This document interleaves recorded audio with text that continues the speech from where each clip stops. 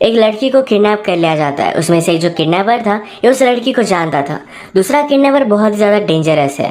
उस वजह से इस मूवी में बहुत सारी कॉम्प्लिकेशंस होती है। हेलो फ्रेंड्स, आज मैं आपको किडनैपिंग स्टेला ये 2019 की एक थ्रिलर जर्मन मूवी एक्सप्लेन करने वाला हूँ। इसके अलग अलग सिचुएशन आपको हमेशा आपकी सीट के एज पर रखेंगे, तो अंदर इस वीडियो को जरूर देखिएगा। अब बिना किसी देरी के एक्सप्लेनेशन स्टार्ट करते हैं। मूवी स्टार्ट होती है और हम दो लोगों को शॉपिंग करता देखते हैं। पर ये शॉपिंग बहुत ही अजीब तरीके से थी। इसमें ड्रिलिंग के सामान थे। एक रूम को साउंड प्रूफ करने के लिए बहुत सारा सामान इन्होंने बाय किया। घर में आने के बाद इन्होंने एक रूम को साउंड प्रूफ क्रिएट कर दिया। उसमें एक बेड भी लगा दिया। जंगल में एक लोकेशन के पास जाकर उसे वो मार्क कर आते हैं। उनके पास एक फैन थी जिससे भी वो फिर से साउंड प्रूफ बनाते हैं। इनके बैग में हम देख सकते हैं कि रस्सी, पट्टी, इस तरीके की चीजें थी। ये दोनों फिर रेडी हुए। अपने वैन में एक जगह पर वो नजर रखते हैं। इन्होंने अपने मास्क वगैरह पहने और एक लड़की जब यहाँ से जा रही थी तो उसे वो किडनैप कर लेते हैं। गाड़ी में ले जाकर उसके हाथ पैर बांध देते हैं। लास्ट सीन्स में हमने इनका जो प्लेस देखा था, जिस रूम को इन्होंने साउंड प्रूफ बनाया, बेड लगाया, इस रूम में उन्होंने इस लड़की को डाल दिया। हैंडकफ्स वगैरह लगाकर इसे वो पूरी तरीके से बांध देते हैं। उन्होंने उसके थोड़े से कपड़े निकाले और उसके फोटो ले लिए। जबरदस्ती उसे दूसरे कपड़े पहना देते हैं। उस बेचारे ने बहुत स्ट्रगल किया पर वो कुछ कर नहीं पाई। इसके बाद रूम में बंद कर वहां से चले गए। एक किडनैपर थोड़ी देर में फिर से उस लड़की के पास है। वो कहता है, तुम्हारे फादर का नंबर और ईमेल मुझे दो, तुम्हारे बदले में हमें बहुत सारे पैसे चाहिए। अगर उन्होंने दे दिए तुम बहुत ही सही सलामत रहोगी। थोड़े टाइम में फिर से अपने घर पहुंच जाओगे। ये ईमेल एड्रेस नंबर लेने के बाद ये दोनों फिर से बाहर आए। इन दो किडनैपर्स में से जिसको ज्यादा एक्सपीरियंस नहीं था उसका नाम था टॉम, और जिसे बहुत सारा एक्सपीरियंस था वो प्रिजन बहुत बार जाकर आया था, इसका नाम था विक। विक टॉम से पूछता है, क्या तुम डर रहे हो? सब कुछ ठीक हो जाएगा। इन्होंने फिर स्टेला का मोबाइल लेकर उसे बंद कर दिया। स्टेला के फादर को ईमेल भेजते हैं जिसमें $2 मिलियन उन्होंने मांगे हुए थे। नेक्स्ट सीन में हम देखते हैं टॉम स्टेला के पास आया था। उसने उसे देखा और फिर से वो वापस चला गया। इसके बाद 1-2 दिन बीत चुके थे। स्टेला के फादर का अब तक कोई भी रिप्लाई नहीं आया था। विक टॉम से कहता है कि हमें उसे पानी वगैरह देना पड़ेगा। विक उससे कहता है, अब हमें तुम्हें खिलाना पिलाना पड़ेगा, इस वजह से तुम्हारे माउथ से मैं क्लॉथ निकालने वाला हूँ। अगर तुम चिल्लाए तो तुम्हें बेहोश कर किसी अलग तरीके से हम जिंदा रखेंगे। वैसे भी तुम्हारी चीख किसी को भी सुनाई नहीं देगी। ये पूरा रूम साउंड प्रूफ है। स्टेला ने इसके लिए नॉड किया। जब उसके माउथ से पट्टी निकाली जाती है तो जोर से चिल्लाने लग गई थी। फिर से उसका मुंह वो बंद कर देता है। विक ने उसे समझा कि हम 2 ही लोग हैं जो तुम्हें हेल्प कर सकते हैं, इसलिए चिल्लाओ मत। फिर उसे पानी वगैरह पिलाता है। कहता है कि अगर तुम्हें टॉयलेट की जरूरत होगी तो 1 नंबर 2 नंबर इस तरीके से हाथ से हमें बोल देना। स्टेला को टॉयलेट करना था तो अपने फिंगर से उसे वो बता देती है। यही पर बेड पर उसे करना पड़ता है। बेचारी बहुत रो रही थी। ये सारी चीजें करने के बाद टॉम को हम जरा डिस्टर्ब देखते हैं। ये बात विक ने जान ली थी। पूछता है, तुम खाना क्यों नहीं खा रहे? टॉम ने कहा कि मेरा मूड नहीं है। विक कहता है, तुम्हें सही तरीके से अपना ख्याल रखना पड़ेगा वरना हम प्लान को अंजाम नहीं दे पाएंगे। टॉम फिर भी खा नहीं रहा था तो जबरदस्ती उसके मुंह में वो खाना भरता है। विक ने उसे कहा कि हमने सब कुछ प्लानिंग की है, सारी चीजें परफेक्ट हो रही है, पर फिर भी तुम अपने आप पर डाउट कर रहे हो। तुम्हें लगता है ये अनसक्सेसफुल हो जाएगा, इसी वजह से तुम खाना नहीं खा रहे थे। मेरे साथ बोलो कि हम इसे कर रहेंगे। टॉम भी यही चीज रिपीट करता है। विक के रूम से बाहर जाने के बाद स्टेला की फोटो देखकर वो सैड हो रहा था। उसकी तकलीफ उसे देखी नहीं जा रही थी। वो स्टेला से मिलने के लिए गया। वो उसे कहती है कि उसे पूप करना है, तो इस वजह से उसके हैंडकफ अब उसे निकालने पड़ेंगे। वो निकालता है, उस पर गन निकालता है, यानी कि वो कुछ कर ना पाए। स्टेला कहती है कि प्लीज उस तरफ देखो, वो इस तरीके से सब नहीं कर सकती। उसने बहुत रिक्वेस्ट की तो टॉम अलग डायरेक्शन में देख लेता है। स्टेला ने बकेट लेकर जोर से उसे मारा, इससे उसकी गन नीचे गिर गई थी। स्टेला ने जल्दी से इसे उठा लिया। वो कहती है कि मुझे जल्दी से तुम्हारी कीज दो। टॉम उसके पास आ रहा था, उससे गन छीनने की कोशिश करता है, पर स्टेला ने गन को शूट कर दिया। यहीं पर उसका मास्क भी वो निकाल लेती है।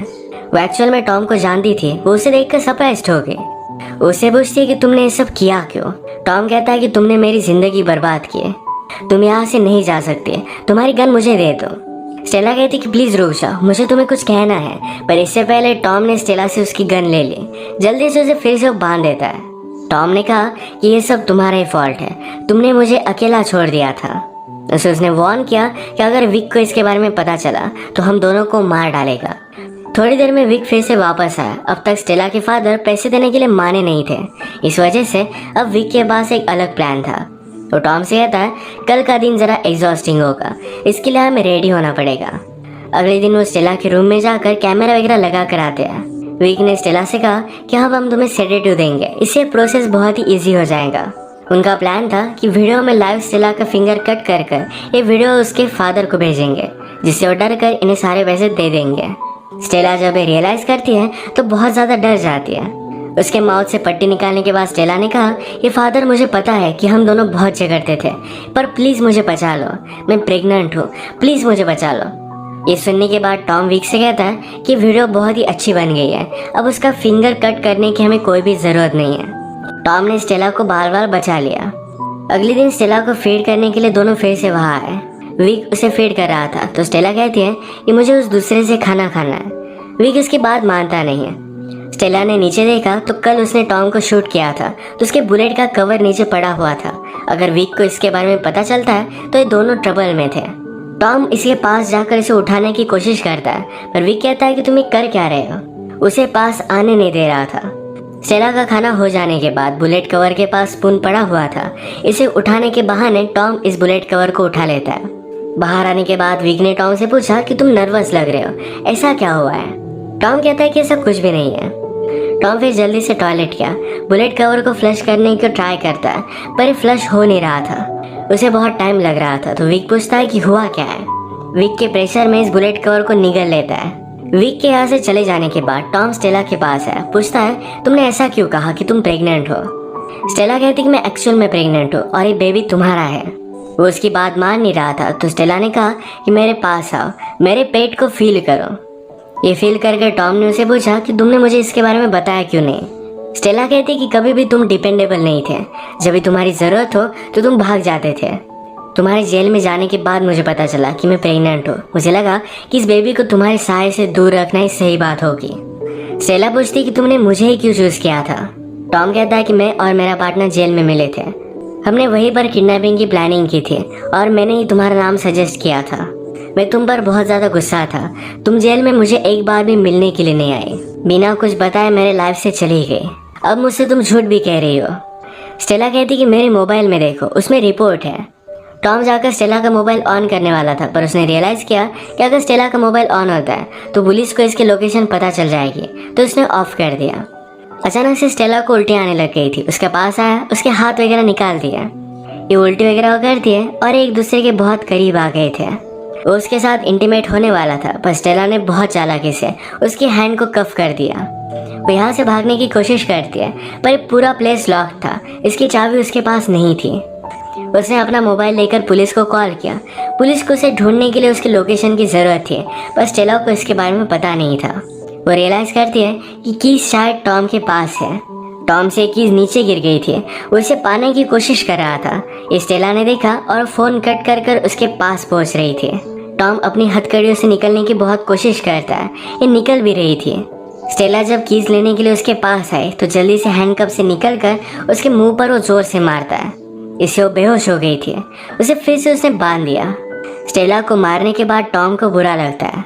आज जब विक घर पर आया तो कहता है कि स्टेला के फादर अब पैसे देने वाले हैं, अब हमें सिर्फ एक काम है, कल हम जाएंगे और पैसे लेकर आएंगे। ये दोनों आज बहुत ही खुश थे। पैसे लेकर क्या करेंगे इसकी प्लानिंग बनाने लग जाते हैं। अगले दिन विक ने टॉम से कहा कि जाकर गाड़ी को तुम रेडी करो। वो स्टेला को लेने के लिए आया। उसके हैंडकफ्स वगैरह निकाले, तभी वो स्टेला के पास मोबाइल नोटिस करता है, ये अब ऑन था। उसने हिस्ट्री देखी तो पुलिस को कॉल किया गया है। ये सारी चीज़ें वो फिगर आउट नहीं कर पाता कि स्टेला के पास मोबाइल आया कैसे, वो यहाँ से निकली कैसे थी। स्टेला के पास मोबाइल एक ही केस में आ सकता है, जब टॉम ने उसे दिया, पर वो फिगर आउट नहीं कर पाता कि टॉम ने ऐसा किया क्यों होगा। विक ने स्टेला को बहुत मारा, जो भी हुआ था ये सब कुछ सच सच स्टेला उसे बता देती है।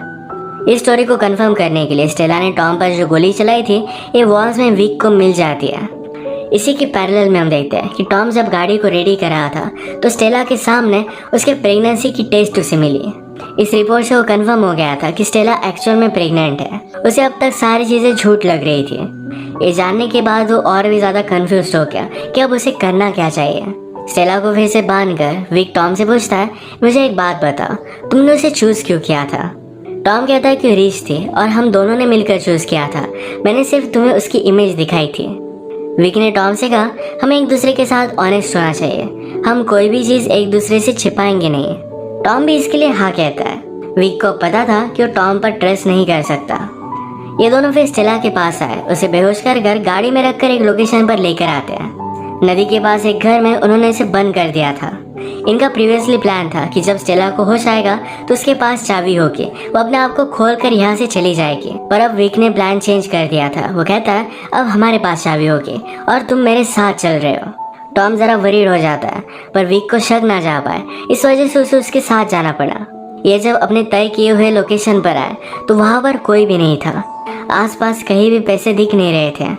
टॉम ने कहा कि शायद हमें फ्रेम किया जा रहा है, पर विक कहता है कि ऐसा कुछ भी नहीं है, मैंने पहले ही लोकेशन चेंज कर दी थी। मुझे तुम्हारे और स्टेला के बारे में सब कुछ पता है, मैंने तुम्हें पहले ही जांच दिया था। तुम अगर मुझे ऑनेस्टली सब कुछ बता देते तो तुम बच जाते, और स्टेला और इसके बच्चे को मैं मार दूंगा और इसकी जिम्मेदार तुम हो। विक टॉम को शूट करने वाला था, पर टॉम ने उस पर हमला कर वहाँ से वो भाग जाता है। भागते भागते विक ने दूर से उस पर गोली चलाई। वो हर्ट हो गया था, पर फिर भी जल्दी से यहाँ से भाग जाता है। विक ने फिर जो अलग लोकेशन सिलेक्ट की थी वहाँ से पैसे वो लेकर आता है। उसका प्लान सक्सेसफुल हो चुका था।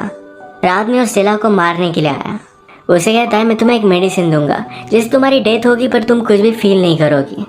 उसे देने ही वाला था, पर पीछे से आकर टॉम ने उस पर हमला कर दिया। वो जख्मी था, पर स्टेला को बचाने के लिए यहाँ पर आ गया था। विक के पास गन थी, तो फिर से उस सिचुएशन को कंट्रोल कर लेता है। टॉम को और एक गोली मारता है। वो टॉम से कहता है कि तुमने सारी चीजें बर्बाद कर दी। उसे फाइनल गोली वो मारने वाला था, तभी स्टेला ने उसके पैर पर मारकर उसे नीचे गिरा दिया। विक की गन टॉम ने उठा ली और उसे शूट कर मार देता है। टॉम इंजर्ड था, इस वजह से बेहोश हो गया। स्टेला की कफ्स की कीज विक के पास थी। टॉम ने बहुत स्ट्रगल किया और फाइनली उसे वो दे देता है। स्टेला ने अपने आप को छुड़वा लिया, पर टॉम की अब डेथ हो चुकी थी। वो बाहर आई, गाड़ी में बैठी, तो उसे सारे पैसे मिल जाते हैं। स्टेला के अपने फादर के साथ बनती नहीं थी। वो किडनैप हुई, पर फिर भी फादर उसे पैसे नहीं देने वाले थे। अब वो उनके पास वापस नहीं जा सकती। ये पैसे लेकर वो एक न्यू स्टार्ट करती है।